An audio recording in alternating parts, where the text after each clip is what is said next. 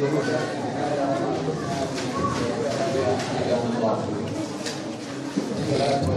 على سيدنا وحبيبنا وشفيعنا وقرة أعيننا رسول الله محمد بن عبد الله وعلى آله وصحبه ومن تبع هداه. أما بعد، السلام عليكم ورحمة الله وبركاته. وعليكم السلام ورحمة الله.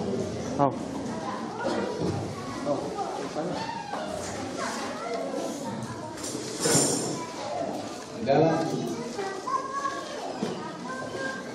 mengingati akan satu peristiwa agung yang terjadi kepada baginda Rasulullah SAW, walaupun seluruh kejadian yang ada hubungan kait dengan baginda Rasulullah adalah mempunyai nilai sejarah tersendiri bagi umat Islam. Bahkan oleh kerana tiada satu biografi yang ditulis oleh mana-mana penulis tentang seseorang seperti mana detailnya, tepatnya penulis-penulis sirah di dalam menulis biografi Nabi Muhammad SAW.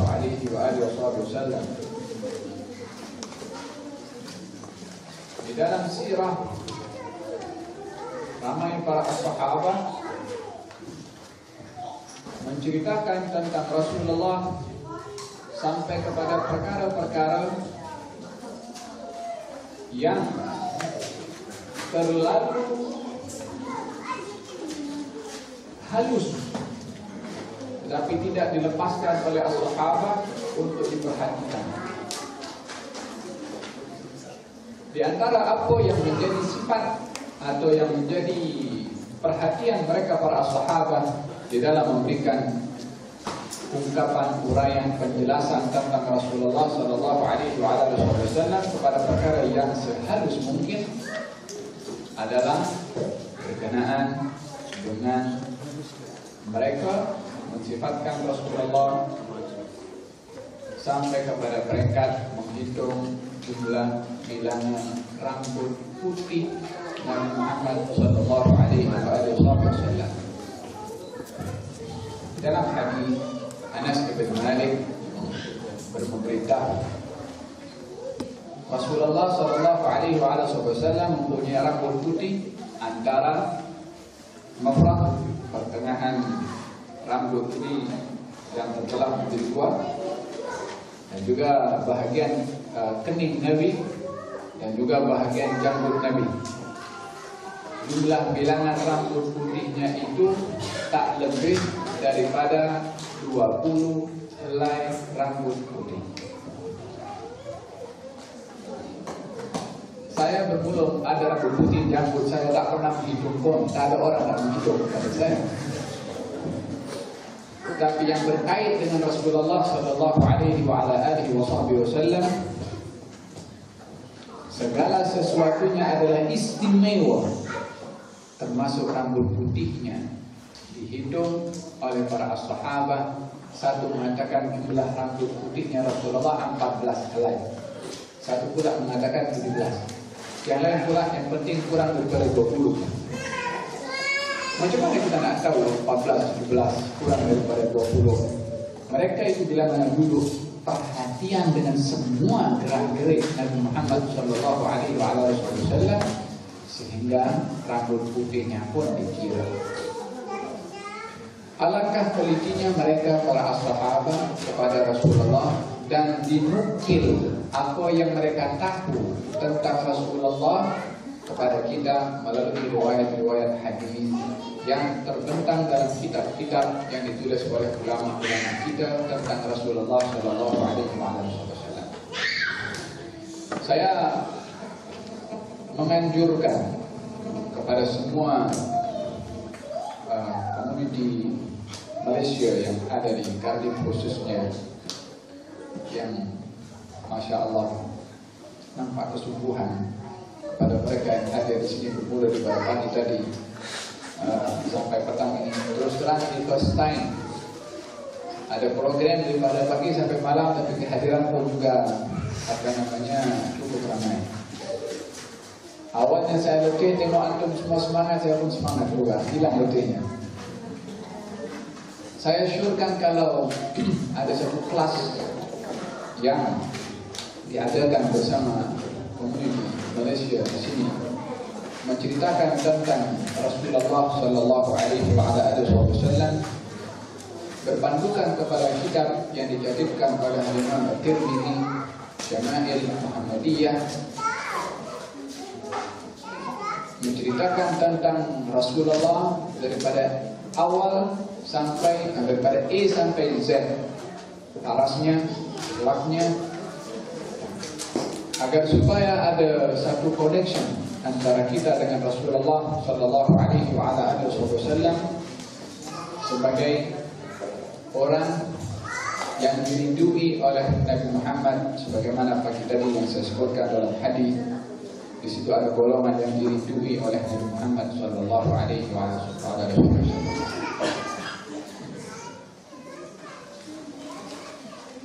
Bila mana perkara sekecil rambut putih saja diperhatikan oleh para sahabat, apatah lagi perkara-perkara istimewa yang lain berlaku kepada Rasulullah. Di antaranya adalah peristiwa Isra dan juga Mi'raj. Kita selalu diperdengarkan dan kita semua sedia maklum tentang peristiwa Isra dan juga Al-Mi'raj, perjalanan daripada Masjidil Haram, Masjidil Haram menuju Masjidil Aqsa, sampai dibawa pergi ke langit, ke Sidratul Muntaha, dan menerima salat, kefarduan salat dari Allah Subhanahu wa Ta'ala. Tetapi bila mana kita melihat ke belakang sebelum peristiwa Isra dan Mi'raj itu berlaku, tentang sebab kenapa baginda diperjalankan oleh Allah Subhanahu wa Ta'ala, kenapa beliau dijemput oleh Allah, kenapa beliau ketika ingin diberikan kefarduan salat, Allah tidak turunkan terus kepada baginda Rasulullah, "Aqimus shalah wa atuz zakah", wahyu, tunaikan salat dan dirikan salat dan tunaikan zakat. Tapi dipanggil dulu, dibuat operation dulu, diperjalankan dulu, dinaikkan dulu, jumpa dengan para anbiya dulu, lewat lalu pergi Masjid Al-Haram, pergi Masjid Al-Aqsa, naik lalu kepada masjid atau Baitul Ma'mur di atas. Apa pasal itu semua? Tujuan utama kenapa baginda Rasulullah Sallallahu Alaihi Wasallam diperjalankan oleh Allah dalam bentuk satu jemputan khusus dari Allah Subhanahu Wa Taala kepada baginda Rasulullah. Ia jemputan. Subhanalladzi asra, Maha Suci Zat yang memperjalankan. Kalimat memperjalankan itu adalah Allah menjemput Nabi dengan cara sistem layanan servis Allah Subhanahu wa Ta'ala. Bila mana seorang raja menjemput orang lain, maka akan dijemput orang itu mengikut servis raja itu, yang ada limousin, pakai limousin, yang pakai jet pribadi yang dengan dia punya private driver, boleh dengan keretanya sendiri, ikut macam mana orang yang menjemput memberikan layanan kepada yang dijemput. Allah pun ketika ingin menjemput Rasulullah Sallallahu Alaihi Wasallam, maka servisnya adalah servis Rabbani, servisnya Allah Subhanahu Wa Taala. Apa sebab Nabi diperjalankan oleh Allah Subhanahu Wa Taala? Apa sebab Nabi dijemput oleh Allah Subhanahu Wa Taala dengan servis yang amat istimewa, yang tak ada kepada mana-mana Nabi, mana-mana Rasul dapat jemputan seperti mana dijemputnya Nabi Muhammad Sallallahu Alaihi Wasallam. Sebab utama kenapa Nabi dijemput oleh Allah Subhanahu Wa Taala disebabkan oleh karena Allah ingin menghibur rasa sedih dan susahnya Nabi Muhammad Sallallahu Alaihi Wasallam. Sebab jemputan itu datang setelah peristiwa wafatnya Siti Khadijah dan setelah wafatnya Abu Talib. Tahun ke-10 daripada kenabian Nabi Muhammad Sallallahu Alaihi Wasallam. Tahun itu juga dikenali dengan Amul Huzni, tahun sedih, sebab Nabi terlalu amat sedih dengan ditinggalkan oleh istrinya yang tercinta, yang memberi sokongan spiritual, material, fisikal kepada baginda Rasulullah Sallallahu Alaihi Wasallam di dalam menghadapi berbagai dugaan daripada orang-orang kafir Quraisy. Tak lama daripada istrinya meninggal, bapak saudaranya Abu Talib sebagai pelindung kepada baginda Rasulullah daripada gangguan orang-orang kafir Quraisy pun meninggal dunia. Peristiwa meninggal dunia kedua orang ini persis setelah berlakunya pemulauan kepada baginda Rasulullah dan ahli keluarganya. Pemulauan itulah yang menjadi sebab kedua orang yang dikasihi oleh Nabi ini meninggal dunia.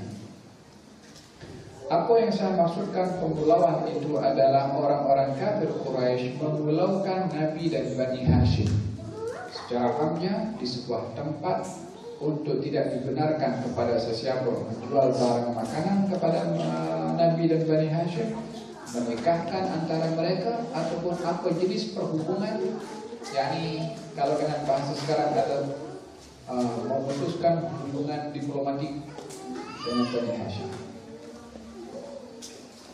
Bahkan memutuskan hubungan ini embargo pun mungkin dalam bahasa, ya kan? Saya tak pandai bahasa Inggris, jadi sedikit banyak dengar itu ambillah kutip sedikit daripada bahasa itu. Yakni tak diizinkan apa jenis transaksi jual beli ataupun apa saja jenis hubungan. Tak ada selama 3 tahun. Dalam masa 3 tahun itu yang banyak bermain peran adalah Siti Khadijah.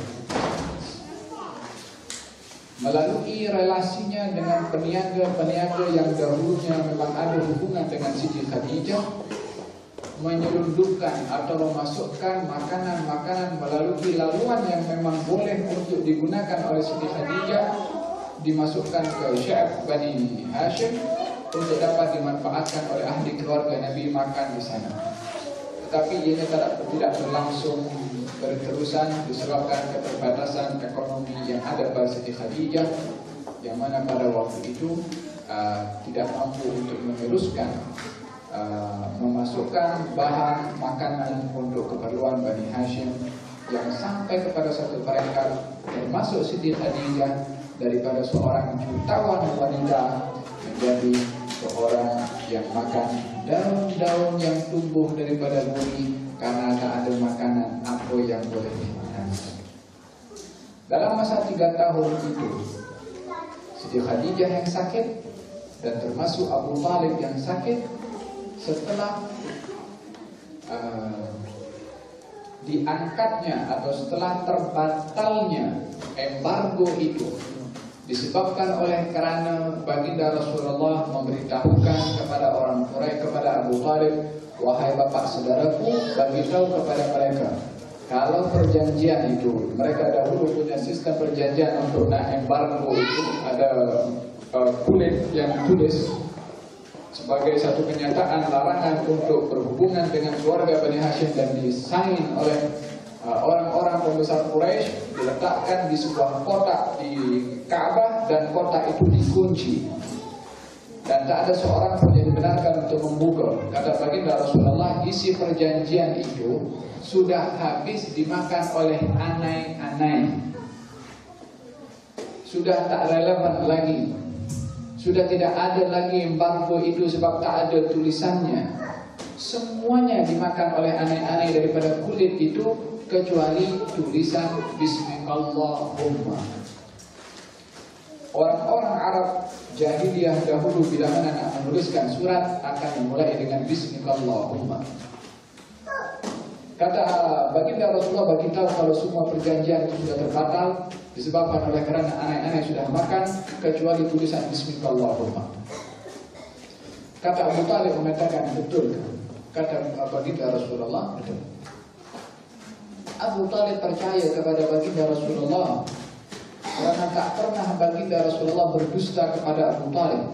Walaupun perkara yang diberitahukan oleh Rasulullah perkara yang tidak nampak dengan mata, bahkan dalam kotak dikunci, Abu Talib itu berada di Syam, dipulaukan termasuk Rasulullah, tak keluar pun daripada sana. Macam mana baginda boleh tahu? Itu pun Abu Talib percaya. Dibagi tahu kepada mereka orang-orang kafir Quraisy, kalau perjanjian kamu sudah tidak berlaku lagi disebabkan isi kandungan perjanjian sudah dimakan oleh rakyat, kecuali Bismillahirrahmanirrahim, anak saudaraku yang bagi tahu ke Abu Talib.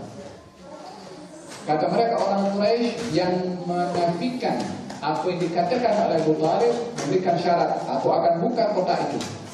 Kalau ternyata benar apa yang kamu kata, maknanya embargo ini sudah diangkat dan selesai. Tapi kalau tidak benar, kamu mesti serahkan anak saudaramu kepada kami. Abu Talib mengatakan setuju. Dibuka itu kotak, diambil itu kulit, semua tulisan isi kandungan daripada embargo itu semuanya habis hilang dimakan aneh-aneh kecuali tulisan Bismillahirrahmanirrahim. Aneh-aneh pun tahu nama Allah Subhanahu wa Ta'ala. Yang lafaz Allahnya tak dimakan, yang lain dimakan habis. Wa hakadha lafzul jalalah, bukan hanya makam keagungannya, tulisannya pun dikenal oleh aneh-aneh sekecil itu. Hasil kesan daripada embargo selama 3 tahun itu menyebabkan sakitnya Siti Khadijah dan juga Abu Talib yang meninggal pada tahun yang sama, yang tahun itu dinamakan Anu Al-Huzni, tahun sedih. Memang bukan maksud menjadikan tahun itu Nabi berkabung dalam bahasa sekarang, tidak.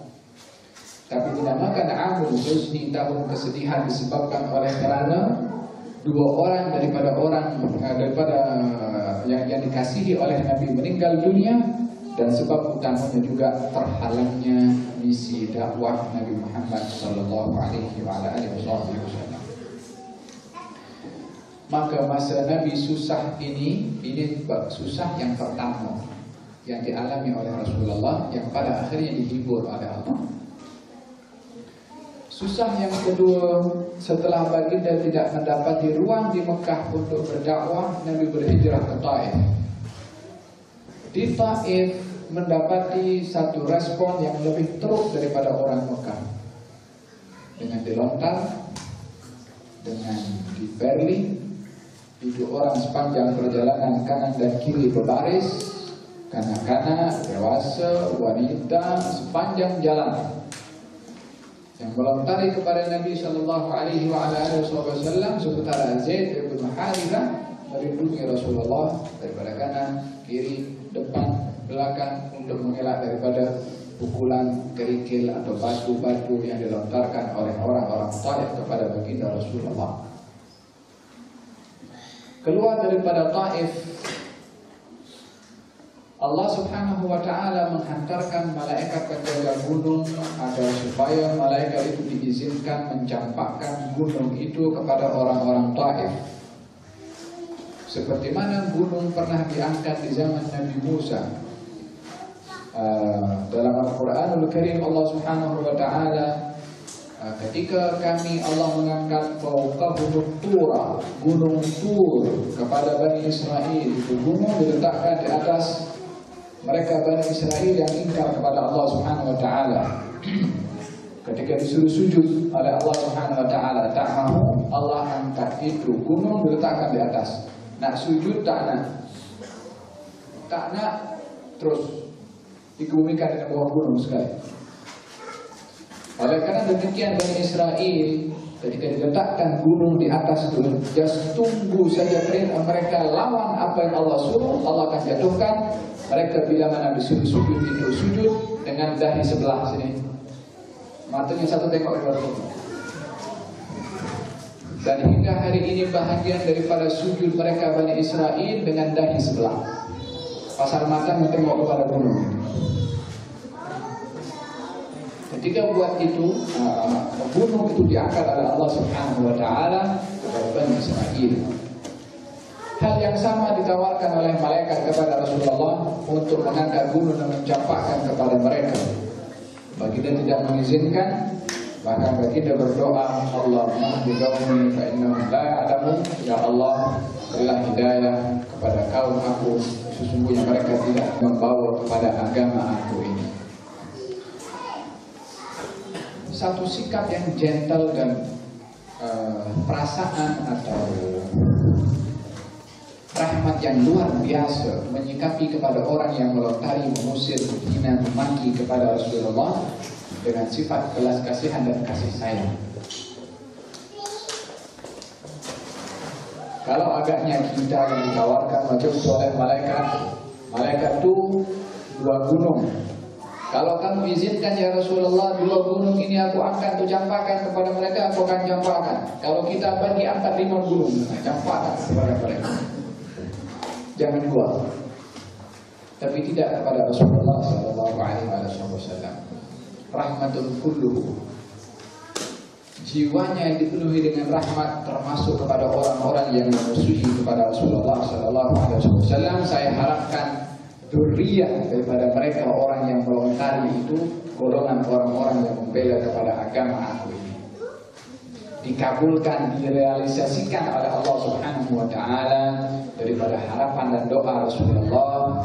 Sebelum baginda wafat, rombongan daripada Taif, Thaqif datang beriman kepada Rasulullah sallallahu alaihi wasallam. Agaknya kalau baginda waktu ditawarkan oleh malaikat pada waktu itu untuk jatuhkan gunung, Nabi mengatakan duit buat saja, habis semuanya, maka mereka di jahannam. Tapi tidak, Rasulullah SAW mengiyakan apa yang ditawarkan oleh malaikat. Kata malaikat, memang benar yang telah melabelkan kepada engkau Ar-Ra'uf dan juga Ar-Rahim, yakni yang dipenuhi dengan kasih sayang. Gelaran 2 ini diambil daripada nama Allah dan diberikan kepada Rasulullah. Ar-Ra'uf dan juga Ar-Rahim. Ar-Ra'uf nama Allah, Ar-Rahim nama Allah. 2 ini juga diberikan oleh Allah kepada baginda Rasulullah. Ja'akum rasulun min anfusikum azizun 'alaihi ma 'anittum harisun 'alaikum bil mu'minina raufun rahim. Rauf dan Rahim.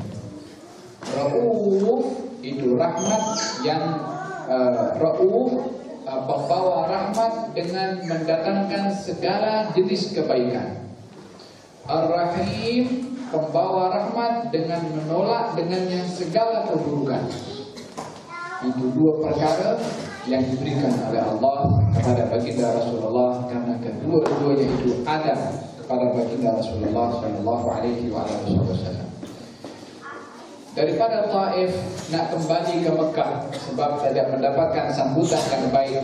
Di Mekah tak dapat sambutan, di Taif tak ada sambutan. Nak patah balik pergi ke Mekah, orang Mekah tutup gate entrance, nak masuk pergi ke Mekah tak boleh masuk Mekah. Nak balik negerinya sendiri, nak balik kampung halamannya sendiri, nak balik tempat kelahirannya sendiri, tak diberikan izin oleh mereka memasuki kota Mekah. Terkatung-katung, yakni tergantung di perjalanan, tak boleh kembali ke Taif, tak boleh masuk ke kota Mekah. Berada tengah jalan dengan Sayyidina Zaid bin Harithah, tak tahu nak pergi mana, sehingga berada di sebuah pokok dan berteduh di bawah pokok itu. Pokok itu tak jauh daripada rumah Utbah bin Rabi'ah, salah seorang musyrikin Quraisy.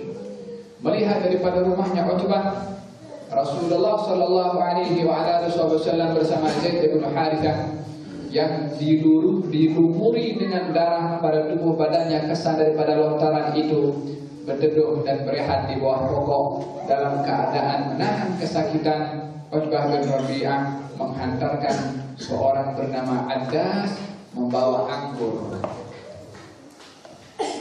Dibawa anggur itu kepada Rasulullah Sallallahu Alaihi Wasallam setelah baginda berdoa dan mengeluh kepada Allah Subhanahu Wa Taala, merujuk bersandar kepada Allah Subhanahu Wa Taala, memohon bantuan daripada Allah Subhanahu Wa Taala. Dalam keadaan beliau itu sangat memerlukan kepada bantuan dari Allah. Addas membawa anggur, diberikan kepada Rasulullah. Diambil anggur itu, Bismillahirrahmanirrahim, diletakkan di mulutnya. Addas bertanya kepada Rasulullah, apa yang kamu baca sebentar tadi tidak pernah kami dengar pada orang-orang Arab menyebutnya. Maka baginda bertanya, daripada mana kamu Addas? Addas menjawab, saya berasal daripada Ninawa, sebuah tempat di Irak.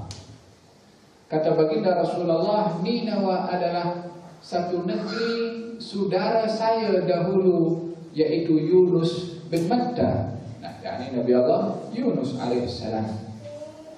Kata Addas, macam mana kamu tahu tentang Yunus? Apa yang kamu tahu tentang Yunus bin Matta? Kata baginda Rasulullah, Yunus bin Matta saudara saya. Dia Nabi, saya pun Nabi.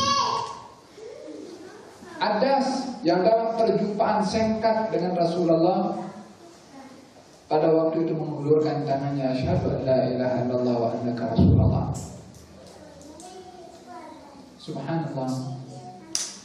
Datang pergi ke Taif, yang dituju orang Taif untuk dapat menerima Islam. Yang menerima Islam seorang hamba sahaya yang dimiliki oleh Utbah bin Rabi'ah, yang bukan menjadi maksud tujuan utama hijrahnya Rasulullah ke Taif untuk memasukkan Islam. Islam ini akan ditolong oleh Allah Subhanahu Wa Taala daripada tempat yang kita tak tahu daripada mana. Dalam hal ini baginda Rasulullah Sallallahu Alaihi Wasallam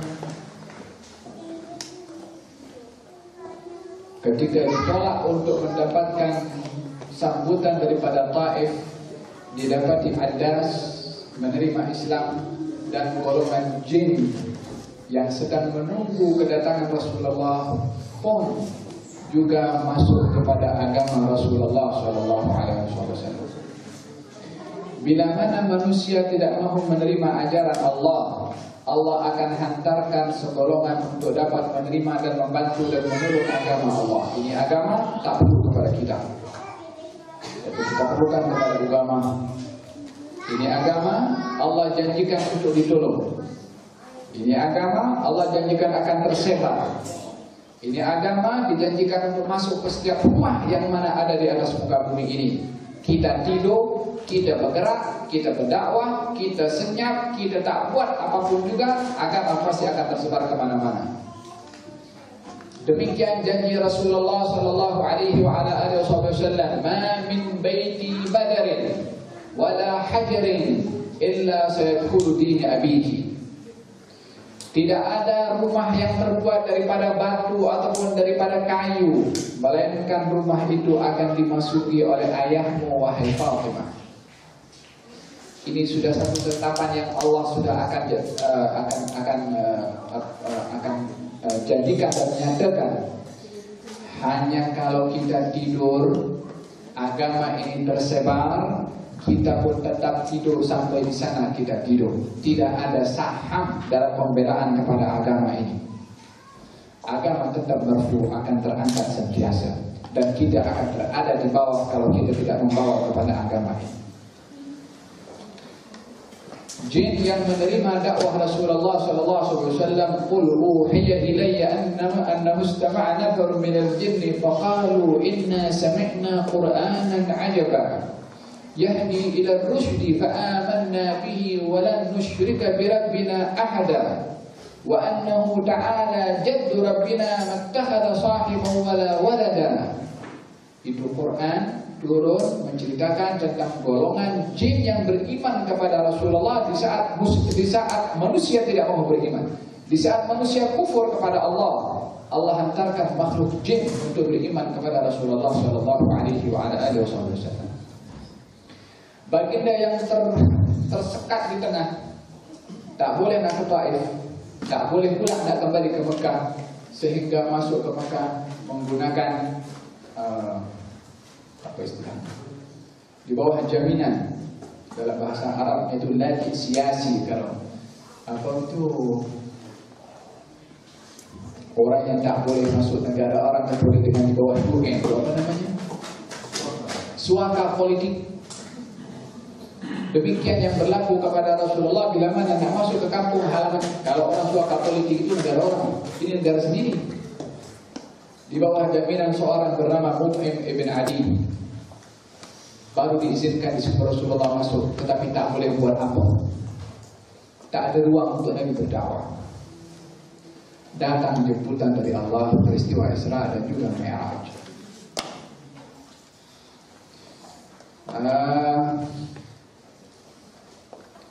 Alangkah perhatiannya Allah untuk memahami hati dan perasaan baginda Rasulullah sallallahu alaihi wasallam yang sedang berada dalam kesusahan dan kesedihan, untuk dihibur perasaan susah dan sedihnya Rasulullah dengan dijemput.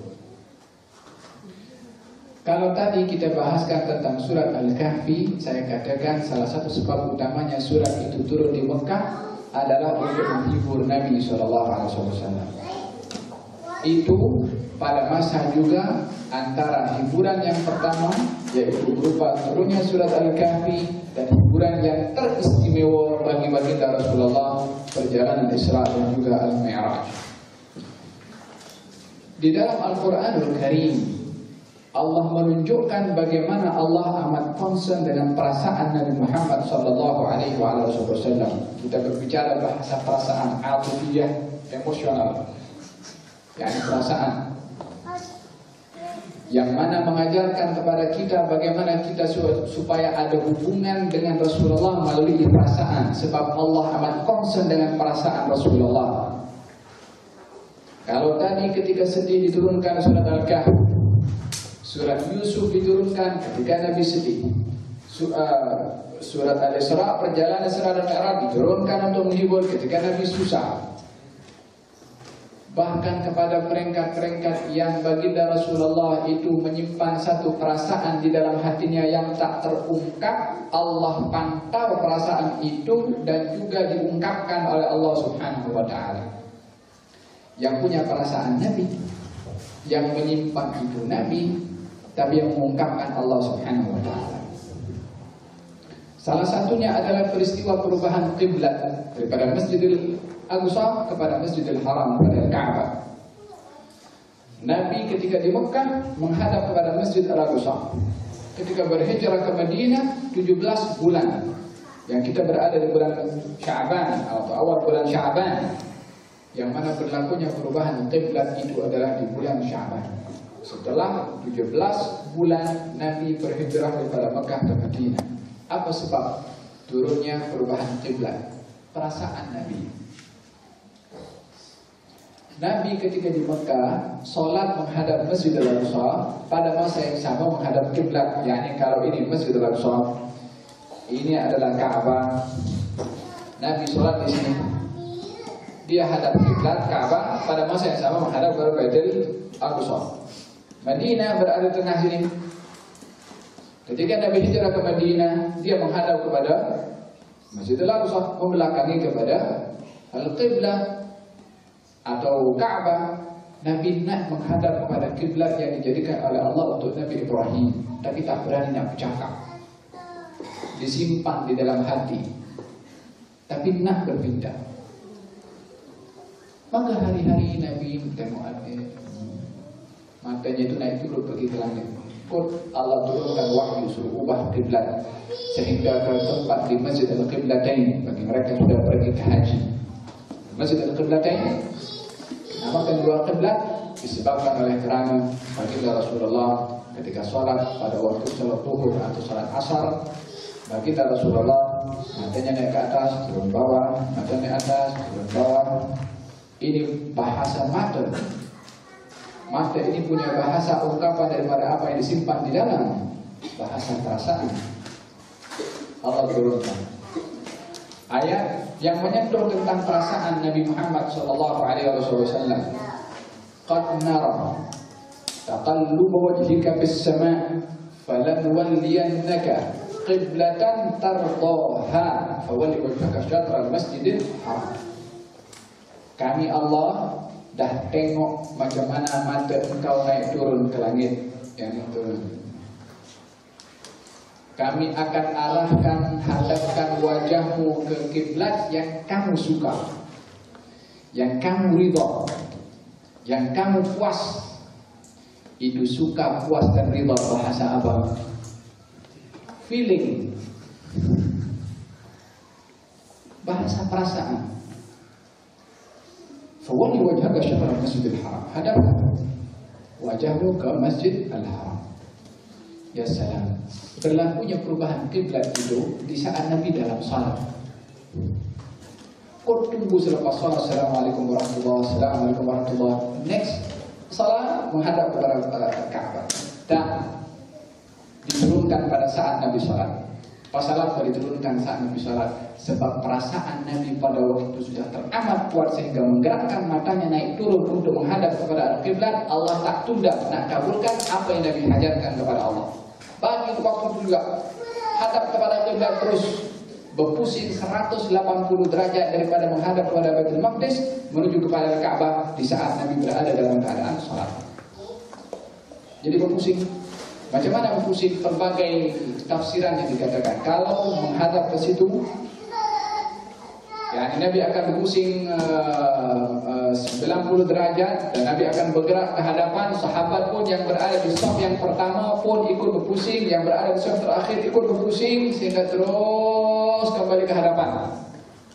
Bergerak dalam salat.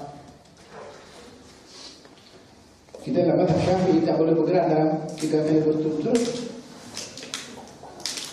Dalam masalah itu Allah tidak menunda untuk memberikan apa yang Nabi hajarkan kepada Allah sampai selesai salat, karena terlalu amat concern dengan perasaan Nabi Muhammad SAW. Pendapat yang kedua tak, Nabi berbalik 110 derajat terus, sahabat pun berbalik 110 derajat, Nabi maju ke hadapan, shaf yang awalnya di pertama berada di belakang, shaf yang awalnya di belakang berada di shaf yang pertama. Terpulang macam mana kaifiahnya tak kisahlah, yang penting berlakunya perubahan al-qiblat itu saat Nabi berada di dalam salat, karena Allah Subhanahu wa taala berikan apa yang Nabi harapkan saat Nabi berada dalam salat. Allah tidak pernah menunda apa yang Nabi minta. Sebabnya perasaan Nabi. Pada satu peristiwa baginda Rasulullah SAW hari pernikahan. Ini hari pernikahan, hari yang bahagia, hari yang baik bagi pengantin lelaki, bagi pengantin perempuan, bagi ahli keluarga, hari yang seronok. Maka Nabi ketika menikah dengan Siti Zainab, Nabi jemput buat walimatul ursi, ramai sahabat pun datang meraihkan pernikahan Nabi Muhammad SAW. Mereka sahabat terlalu seronok dalam majlis berakad nikah itu sampai lepas makan tu tak balik-balik, duduk sembang-sembang dengan Rasulullah di rumah Nabi Muhammad SAW. Sementara baginda Rasulullah SAW, yakni Nabi sibuk dengan berbagai macam kesibukan, ada hal-hal yang tak banyak masa, tak banyak bercakap. Lagi dalam walimatul ursi, dah selesai baliklah. Tapi takkan tuan rumah itu Rasulullah sebagai tuan rumah, sebagai pengantin nak usir kepada tetamu yang datang. Dalam perasaan Nabi, tak balik-balik ini orang.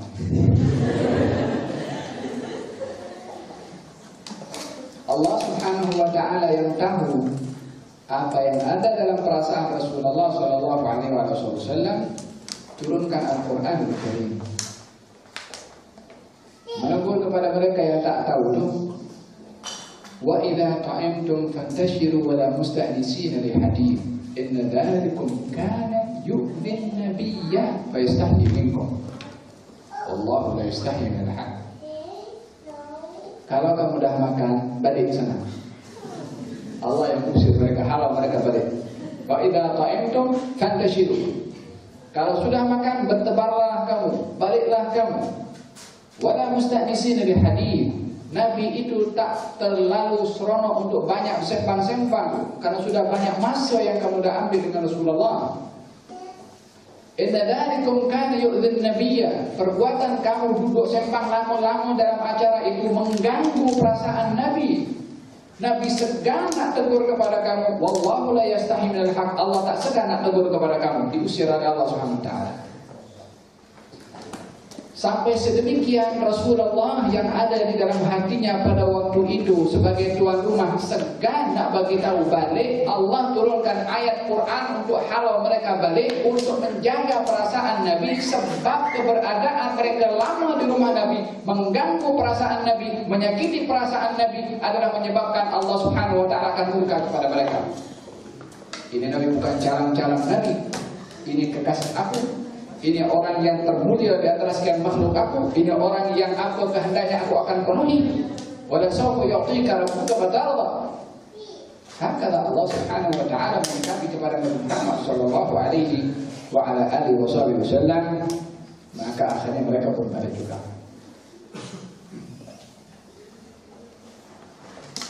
Ketika Allah Subhanahu wa taala menurunkan tabbat yada Abi Lahab wa tab, celaka kedua tangan Abu Lahab. Apa pasal Allah turunkan ayat itu? Sebab Abu Lahab memaki kepada Nabi Muhammad sallallahu alaihi wasallam. Tabbat laka ya Muhammad, alihada jama'atana. Celaka engkau Muhammad, karena kau nak bagi tahu ini saja kan? Kau kumpulkan kami semua. Allah turunkan ayat Al-Quran tabbat yada Abi Lahab wa tab sampai akhirnya. Tidak ada orang yang menyakiti kepada Rasulullah sallallahu alaihi wasallam kecuali Allah merespon orang yang mengganggu dan menyakiti perasaan Rasulullah. Ketika orang menuduh kepada Nabi kalau Nabi itu gila, Allah menjawab, "Wa ma sahibukum bimajnun." Nabi itu tidak gila. Ketika orang menuduh kalau Nabi itu adalah bohong, Allah menjawab, "Wa ma huwa bikahin." Dia bukan bohong. Ketika orang mentuhma kepada Nabi itu adalah syair, penyair, Allah Subhanahu wa taala menjawab, "Wa ma 'allamnahu syi'ra." Kami tak ajarkan pun kepadanya syair. Tapi waktu Allah turunkan semua jawaban itu melalui Nabi, sebab itu Nabi dan Rasul wasilah yang boleh menyampaikan maksud Allah kepada kita. Setelah Nabi tak ada, Allah tak akan turunkan wahyu kepada sesiapapun juga. Tetapi sudahkah kita mengambil sunnahnya Allah untuk membela Rasulullah kalau ada orang yang memaki, menjatuhkan marwah Rasulullah? Apa agaknya kita punya respon bila mana ada orang memaki, menjatuhkan, mentuhmah, menghina Rasulullah sallallahu alaihi wasallam? Adakah kita akan bakal bendera negara orang yang memaki Rasulullah sallallahu alaihi wasallam? Adakah kita akan terus hancurkan kedai-kedai ataupun jumpa ini yang memaki Rasulullah, karikatur orang tulis ini daripada negara fulan, maka kita kalau jumpa siapa saja daripada negara orang itu kita bantai habis, kita halau dia daripada negara kita, kita buat. Kita nak melindungi Rasulullah dengan cara kita menjatuhkan agama Rasulullah. Kita nak membela Rasulullah dengan cara yang dilarang oleh Rasulullah.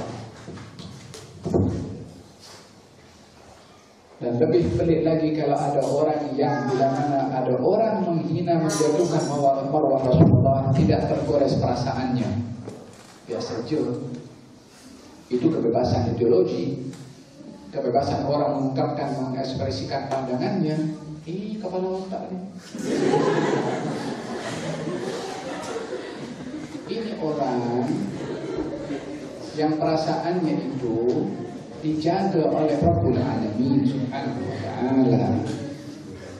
Kalau kita melihat kepada orang yang mentuhmah Rasulullah tak tergores kita punya perasaan, perlu kita pergi klinik untuk cek kita punya ruh. Sudahkah kita beriman betul atau tidak? Klinik Rabbani. Pada masa yang sama kita tidak dibenarkan mengambil satu tindakan agresif, kriminal, tindakan yang keras. Karena tiada satu tindakan yang diajarkan oleh Rasulullah dalam merespon atau tujuan yang baik dengan cara yang keras.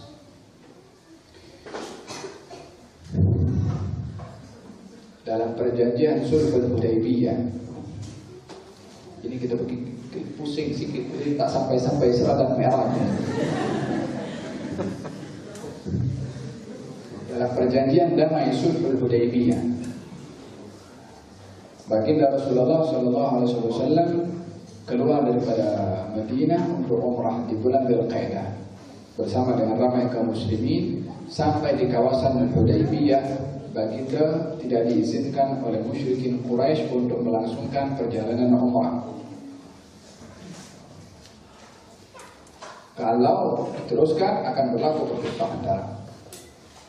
Maka baginda Rasulullah menghantarkan Sayyidina Utsman bin Affan untuk berunding dengan pihak musyrikin Quraisy untuk memberitahukan kalau maksud, matlamat dan tujuan Rasulullah masuk datang ini adalah untuk umrah dan tidak memaksudkan yang lain. Umrah apa sunnah kata balik. Buktinya adalah dengan adanya hayawan-hayawan yang diletakkan tanda untuk dikorbankan dan tidak ada kelengkapan senjata untuk berperang, kecuali pedang untuk mungkin perkara-perkara di perjalanan yang boleh mengganggu, dan juga mereka memakai pakaian ihram. Dihantarkan Utsman bin Affan untuk berunding, maka dikhabarkan kalau juru runding yang dihantar oleh Rasulullah yaitu Utsman bin Affan dibunuh oleh musyrikin Quraisy. Di dalam perundang-undangan kita, duta yang dihantar itu bila mana dibunuh, maka ini adalah satu kriminal yang besar, pelanggaran yang besar. Baginda mengisytiharkan kepada yang lain, kita berbaiat untuk memerangi kepada mereka. Dalam keadaan memakai ihram, dalam keadaan keterbatasan senjata, al-haq, kebenaran mesti ditegakkan. Keadaan apapun juga, senjata lengkap, senjata tak lengkap, kita lemah, kita kuat, al-haq mesti ditegakkan. Jom baiat. Semua dipanggil satu-satu dibaiat oleh Rasulullah SAW untuk membela, untuk menuntut darah Sayyidina Utsman bin Affan. Turun firman Allah Subhanahu wa taala, innal ladzina yubayyi'unaka innama yubayyi'una Allah yadullahu fawqa aydihim. Mereka yang berbaiat kepada engkau wahai Muhammad, dia berbaiat kepada Allah Subhanahu wa taala. Semua dia baiat oleh Rasulullah untuk masuk kota Mekah dan memerangi kepada kaum Quraisy yang telah melanggar perjanjian antar dua negara, yakni Mekah dan Madinah, dengan membunuh utusan delegasi juru runding yang dihantar oleh Rasulullah, atau duta yang dihantar oleh Rasulullah, yang pada akhirnya diberitahukan kalau berita itu tidak betul dan Sayyidina Utsman kembali dengan selamat. Syahid adalah berakhir daripada rundingan yang berlaku dua hal itu dengan diadakan juru runding juga daripada pihak musyrikin Quraisy dengan merunding dengan Rasulullah di tempat di mana Rasulullah itu berada, yakni di Hudaybiyah. Musyrikin menghantarkan seorang bernama Urwah bin Mas'ud Al-Thaqafi dan juga salah seorang daripada mereka Suhail ibn Amr. Kata Urwah bin Mas'ud Al-Thaqafi yang datang kepada Rasulullah SAW menghampiri dan memainkan janggutnya Nabi, pegang macam ni. Nabi duduk. Di samping Nabi ada Mughirah bin Syu'bah. Kata Mughirah bin Syu'bah mengatakan, alihkan tanganmu, kalau tidak aku potong tanganmu. Kata Urwah bin Mas'ud Al-Thaqafi, tengok siapa kamu? Kata Mughirah bin Syu'bah. Kata Urwah bin Mas'ud Al-Thaqafi mengatakan, kalau bukan oleh kerana kamu dahulu pernah berjasa kepada aku akan balas kepada kamu macam mana dengan kata-kata kamu sebentar tadi. Tapi apa yang kamu katakan sudah aku anggap sebagai balasan daripada ihsan kamu dahulu kepada aku. Yang itu Mughirah pernah berbuat baik kepada Urwah bin Mas'ud Al-Thaqafi. Urwah yang menjadi salah seorang juru runding daripada pihak musyrikin Quraisy melihat bagaimana sahabat Nabi di hadapan baginda Rasulullah SAW. Nabi duduk, kalau Nabi menyuruh sesuatu mereka pada berebut untuk memenuhi apa suruhan Nabi. Kalau Nabi berwudu, mereka pada berebut untuk mengambil bekas kesan daripada bekas wudunya Nabi. Dan bahkan kalau Nabi meludah, mereka berebut untuk mengambil ludah Nabi.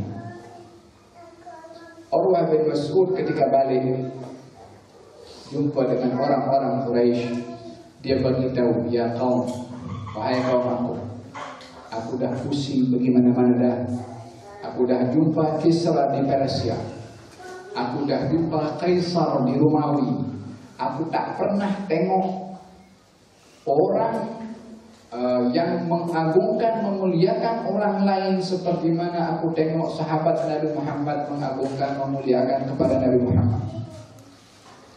Ya kaum, aku tengok dia kalau suruh sesuatu mereka berebut untuk menunaikan. Aku melihat dia bila mana berwudu, mereka berebut untuk mengambil bekas wudunya sampai mereka hampir bergaduh satu dengan yang lain untuk mengambil bekas wudunya Rasulullah. Ini hadis fil Bukhari.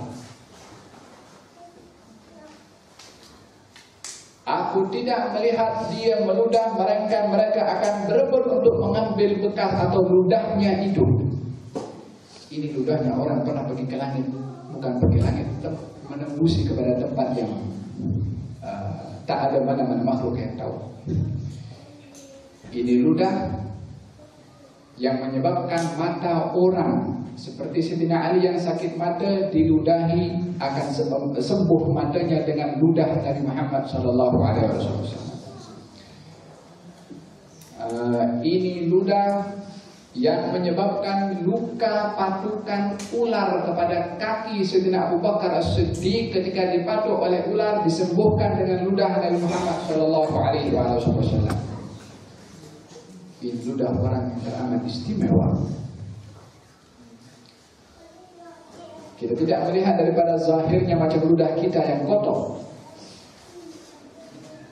Kalau baginda Rasulullah pernah buat itu apa namanya bekam. Seorang sahabat Nabi mengatakan bagikan itu darah kotornya kepada sahabat, buang di tempat yang orang tak tahu. Dibawa itu darah nak dibuang, dia macam tak sedar hati nak buang darah Nabi di tangan, macam tak elok. Dia ambil itu darah, diminum. Lepas tu balik lagi. Kata baginda Rasulullah, dah dibuang, sudah. Di mana? Di tempat yang orang tak tahu. Kata baginda Rasulullah, la'alaka syaribta. Kau minum ke? Kata sahabat itu mengatakan, ya. Apa Nabi kata? Macam mana kau minum darah? Itu najis. Nabi kata, dia sendiri yang bagi tahu darah dia bukan sama dengan darah orang lain. Ludahnya tak sama dengan ludah orang lain. Saya punya bukan dongeng ya. Ini hadis waris dalam sunnah. Kata baginda Rasulullah, kalau begitu perut kamu tak akan disentuh oleh api neraka. Ini super istimewa yang wajib umatnya tahu persis betul siapa itu beliau. Bukan hanya mengenali beliau adalah Nabi Rasul di atas diutus oleh Allah membawa Quran dan selesai masalah. Cetek sangat pemahamannya. Palihada kata Urwah bin Mas'ud Al-Thaqafi mengatakan demikian kepada orang Quraisy. Itu Urwah bin Mas'ud Al-Thaqafi ya pergi Kisra, pergi Kaisar itu di Kisra. Kalau raja datang di Persia, orang-orang rakyatnya sujud macam mana menyembah kepada Raja Kisra. Tapi itu Urwah bin Mas'ud melihat bagaimana ta'zimnya Rasulullah, sahabat kepada Rasulullah beza dengan ta'zimnya orang Persia ketika menyembah ataupun sujud kepada rajanya. Itu mereka sujud kepada raja yang pasal disuruh. Kalau tak disuruh, kalau tak sujud akan dipenggal kepalanya, mereka sujud. Tapi sahabat Rasulullah ketulusan hati, kecintaan, kasih sayang, ta'zim kepada Rasulullah SAW yang menyebabkan mereka amat menghormati, mengasihi kepada Rasulullah. Ya kaum, tidak bercakap kecuali mereka semua senyap untuk mendengarkan apa yang bercakap. Maka yang kedua yang menjadi juru runding adalah seorang bernama Suhail ibn Amr. Kata baginda Rasulullah ditanya, siapa juru runding yang dihantar daripada Quraisy? Kita nak salat di mana nih? Kasih. Jam berapa ada?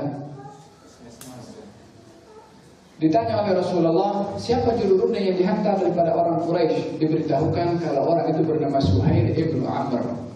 Suhail artinya itu adalah muda. Nabi sentiasa meletakkan harapan kepada nama-nama yang baik. Dalam hadis disebutkan bahwasanya Rasulullah yuhibbul fa'l hasan, sentiasa meletakkan optimis kepada benda-benda yang baik, dan adalah merasa risau kepada benda-benda yang namanya tak baik. Kalau namanya tak baik, Nabi satu ketika Nabi minta sahabat untuk tuangkan susu. Ketika dia ambil ceret itu dan tuangkan, Nabi tanya, siapa nama kamu? Kalau namanya tak baik, kata baginda Rasul, jangan kamu yang tuangkan, biar orang lain. Orang yang kedua namanya tak baik, Nabi kata jangan kamu, biar orang lain. Yang ketiga namanya Ya'ish, yakni hidup. Kata Nabi, kamu tuang, tak apa. Wahakadha Rasulullah SAW ketika diberitahu kalau nama juru rundingnya itu Suhail, arti Suhail itu adalah muda, Nabi berkata, bersabda, sahula amruna, insyaallah urusan kita pun akan baik. Nama juru rundingnya baik, insyaallah urusannya pun akan baik. Berlaku perundingan. Dalam perundingan itu Suhail ibn Amr yang berunding dengan Rasulullah, yang menulis perjanjian itu adalah Sayyidina Ali bin Abi Thalib. Oktob tulis kata baginda Rasulullah, Bismillahirrahmanirrahim. Tulis Sayyidina Ali, Bismillahirrahmanirrahim. Kata Suhail ibn Amr mengatakan, kami tak kenal apa itu Ar-Rahmanir-Rahim. Hapus. Tapi tulis Bismillahirrahmanirrahim. Kata baginda Rasulullah, Ali, hapus Ar-Rahmanir-Rahim, tulis Bismillahirrahmanirrahim. Dihapus dengan Ali, tulis Bismillahirrahmanirrahim. Ayat yang kedua, ini adalah yang telah dipersetujui Muhammad Rasulullah dengan Suhail ibn Amr. Tulis Sayyidina Ali, ini adalah yang disetujui oleh Muhammad Rasulullah dengan Suhail ibn Amr. Kata Suhail ibn Amr mengatakan, kalau kami tahu kamu itu Rasulullah, kami tak perangi kamu. Jangan tulis Muhammad Rasulullah, tulis Muhammad bin Abdullah. Nabi kata Ali, hapus Rasulullah, ganti Muhammad bin Abdullah. Kata Sayyidina Ali, tak, aku tak nak hapus Rasulullah. Kata baginda Rasulullah, tunjukkan di mana tempat tulisan itu Rasulullah, saya akan hapus. Di bawah tangannya diletakkan tempat Rasulullah, dihapus oleh Nabi dengan air, dihapus macam ni. Nabi bersabda, saya tetap Rasulullah walaupun mereka mendustakan saya. Waktu itu Suhail ibn Amr menghina kepada Rasulullah, tidak mengakui di hadapan kaum muslimin. Waktu itu Suhail ibn Amr 2 orang saja, jangan semua ramai kaum muslimin, karena berada di luar kawasan Mekah. Yang menjadi delegasi daripada Mekah, Suhail ibn Amr, terang-terang di hadapan Rasulullah dengan kaum muslimin tidak mengakui, bahkan dengan sombong mengatakan hapus Rasulullah. Bukankah ini memberikan satu contoh bagaimana sikap orang di zaman Rasulullah yang menghina kepada Rasulullah, dan apa respon Rasulullah kepada orang yang menghina Rasulullah? Rasulullah sepenggal kepadanya. Kata Sayyidina Abu Bakar Siddiq mengatakan kepada Sayyidina Umar, Sayyidina Abu Bakar mengatakan kepada Rasulullah, ya Rasulullah, izinkan saya untuk penggal kepala orang ini. Yang tak mau tulis Rasulullah itu, kata baginda Rasulullah, fala'allaka an tara mawqifan hasana min hadzal rajul yawman ma. Satu hari nanti mungkin kamu akan tengok satu keadaan yang kamu puji yang berlaku kepada orang ini. Siapa itu? Suhail ibn Amr. Nabi mengatakan hapus Ali. Sayyidina Ali tak mau. Ketidakmahuan Sayyidina Ali karena terlalu dalamnya kedudukan Rasulullah di dalam hatinya. Macam mana aku nak hapus orang yang aku kasihi? Memang Nabi dan Rasul aku tak nak. Pasal budak ini nak hapus Rasulullah. Nabi pun tak marah kepada Sayyidina Ali. Sebab tahu apa sebab Sayyidina Ali tak nak menghapus tu. Bukan tak nak patuh kepada apa yang Nabi suruh. Sebab terlalu dalam kedudukan Nabi di hati Sayyidina Ali.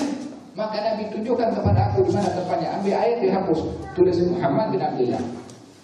Sampai akhirnya. Salah seorang daripada mereka yang menjadi juru runding itu yaitu Suhail ibn Amr, setelah perjanjian rundingan damai itu disepakati bahwasanya Rasulullah kena mesti balik juga, tak boleh masuk. Tahun depan baru boleh masuk. Macam itu isi kandungan perjanjian damainya dan Nabi setuju. Setelah selesai semua sign atau semua selesai, Nabi balik. Kaum muslimin balik pergi ke kota Madinah yang pada waktu mereka adalah merasa hampa dan kecewa sebab mereka sudah sekian lama, itu tahun ke-5 saya ingat daripada hijrah atau ke-6 daripada hijrah dari Rasulullah, 5 tahun tak jumpa dengan ahli keluarga. Jadi Mekah mereka rindu kepada ahli keluarganya, akan tapi pada peristiwa itu mereka tidak dapat masuk kota Mekah. Mereka bersusah hati, tapi pada akhirnya kembali juga ke kota Madinah.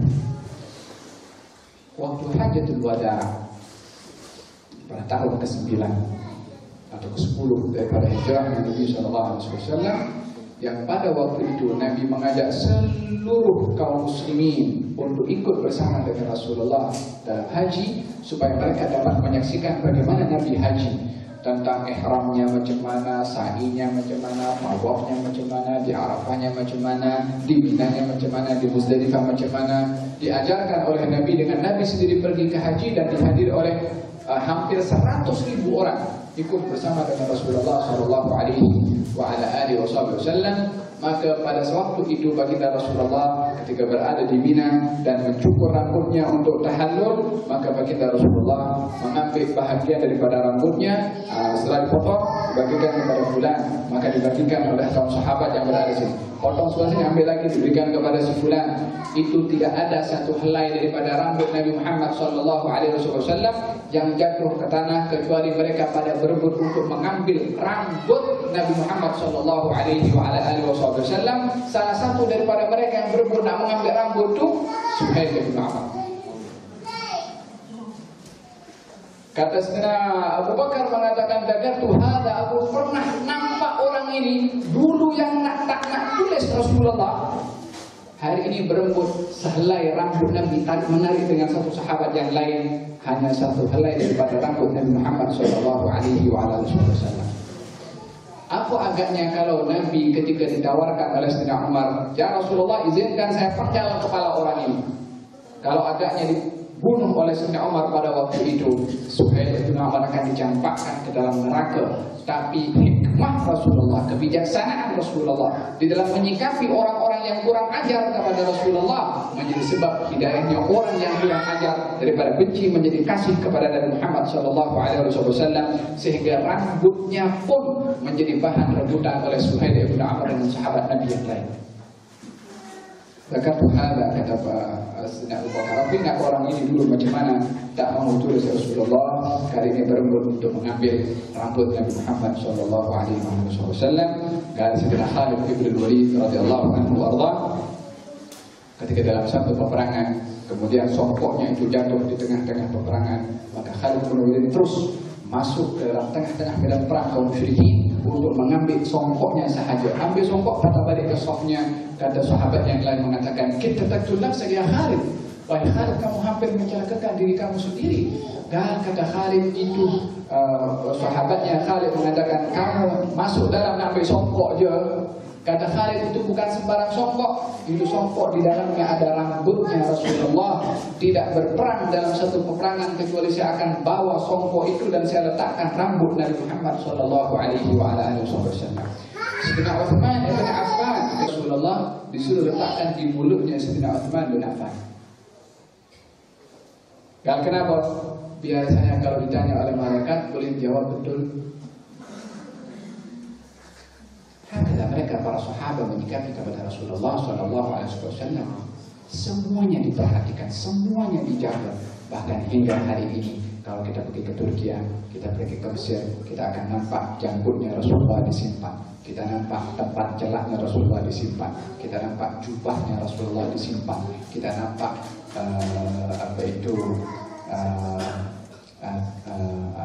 seliparnya Rasulullah, sarbannya Rasulullah, semua yang ada hubungan dengan Nabi Muhammad SAW disimpan dan dijaga sampai hari ini. Sebab Tuhan punya barang itu adalah orang yang teristimewa di antara seluruh makhluk yang diciptakan oleh Allah Subhanahu Wa Taala.